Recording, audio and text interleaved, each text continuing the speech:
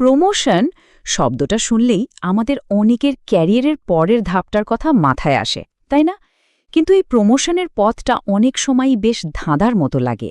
চলুন আজ এই ব্যাপারটাই একটু সহজ করে বোঝার চেষ্টা করি। আচ্ছা, কখনো কি এমনটা মনে হয় যে ক্যারিয়ারটা যেন এক জায়গায় এসে আটকে গেছে? ঠিক যেন একটা গাড়ির মতো।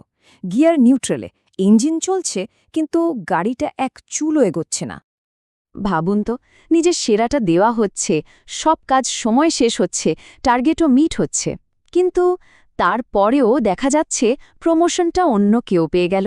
ব্যাপারটা কি বলুন তো? শুধু কঠোর পরিশ্রম করলেই কি হয় না? এর আসল রহস্যটা কিন্তু লুকিয়ে আছে দুটো প্লেবুক বোঝার মধ্যে। একটা হলো আপনার কোম্পানির প্লেবুক আর দ্বিতীয়টা আপনার নিজের। এই দুটো যখন মিলে যাবে তখনই কিন্তু আসল ম্যাজিকটা হবে। তো চলুন শুরু করা যাক কোম্পানির প্লেবুকটা দিয়ে। মানে একটা কোম্পানি ঠিক কী দেখে একজন কর্মীর মধ্যে ভবিষ্যতের লিডার খুঁজে পায়, কিভাবে তারা আসল ট্যালেন্ট চিনে নেয়। ফোর্বসের একটা ইন্টারেস্টিং গবেষণা বলছে কোম্পানিগুলো ভবিষ্যতের লিডারদের মধ্যে কয়েকটা বিশেষ গুণ খোঁজে।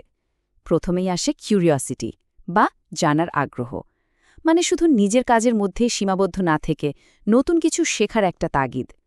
এরপর আছে রেজিলিয়েন্স, মানে যে কোনো ধাক্কা সামলে আবার উঠে দাঁড়ানোর ক্ষমতা।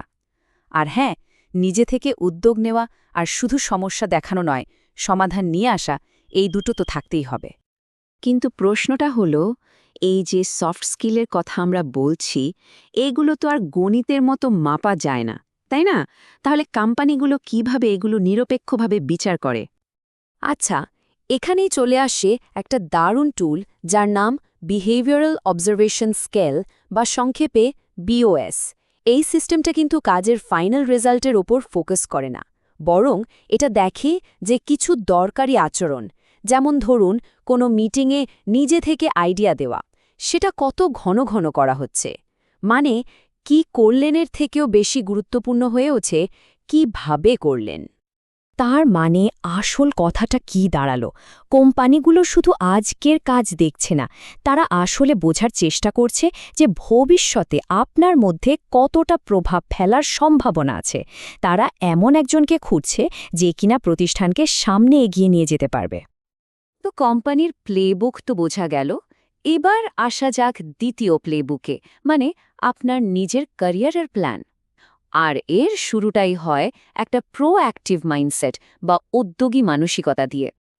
মজার ব্যাপার হলো, ভ্যালিরিক ম্যানেজমেন্ট স্কুলের মতো বড় বড় একাডেমিক গবেষণাতেও কিন্তু এই প্রোঅ্যাক্টিভ অ্যাপ্রোচের কথাই বলা হয়েছে, মানে নিজের ক্যারিয়ারের স্টিয়ারিংটা নিজের হাতে তুলে নেয়া।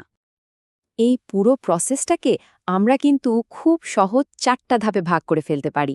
1 নম্বর, নিজের কেরিয়ারের লক্ষ্য ঠিক করা, মানে ভবিষ্যতে নিজেকে কোথায় দেখতে চান সেটা ভাবা। 2, সেই লক্ষ্যে পৌঁছানোর জন্য একটা নকশা তৈরি করা। 3, সেই প্ল্যান অনুযায়ী ছোট ছোট পদক্ষেপ নেওয়া। আর 4 নম্বর, কাঙ্ক্ষিত লক্ষ্যে পৌঁছানো, যা হতে পারে একটা নতুন পজিশন বা কাজের সন্তুষ্টি। আপনার নিজের প্লেবুকের দ্বিতীয় আর সম্ভবত সবচেয়ে জরুরি অংশটা হল আপনার ম্যানেজারের সাথে সম্পর্কটা ঠিকঠাক রাখা। কর্মক্ষেত্রে এটাকে বলা হয় ম্যানেজিং আপ। কালচার অ্যাম্পের একটা কথা আমার খুব পছন্দের, যেটা পুরো ব্যাপারটা পরিষ্কার করে দেয়।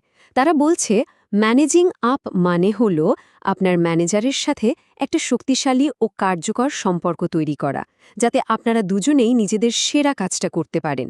এটা কিন্তু তোষামত করা না, একদমই না। এটা হলো একটা পার্টনারশিপ তৈরি করা। একজন প্যাসিভ কর্মী আর একজন প্রোঅ্যাক্টিভ পার্টনারের মধ্যে পার্থক্যটা একবার ভাবুন তো।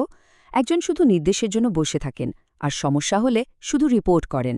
অন্যদিকে একজন প্রোঅ্যাক্টিভ পার্টনার নিজে থেকেই কাজের প্রায়োরিটি কী হবে তা পরিষ্কার করে নেন, সমস্যার সাথে সম্ভাব্য সমাধানও নিয়ে আসেন, আর ওয়ান মিটিংয়ের এজেন্ডা নিজেই তৈরি করে নিয়ে যান। পার্থক্যটা কিন্তু আকাশ-পাতাল। তাহলে প্রশ্ন হল, কিভাবে একজন প্রোঅ্যাক্টিভ পার্টনার হওয়া যায়? 3টে সহজ উপায় আছে। প্রথমত, ওয়ান মিটিংয়ের আলোচনাটা নিজের হাতে নিন, আগে থেকে এজেন্ডা তৈরি করুন। দ্বিতীয়ত, আপনার ম্যানেজার কিভাবে যোগাযোগ করতে পছন্দ করেন সেটা বুঝে নিন।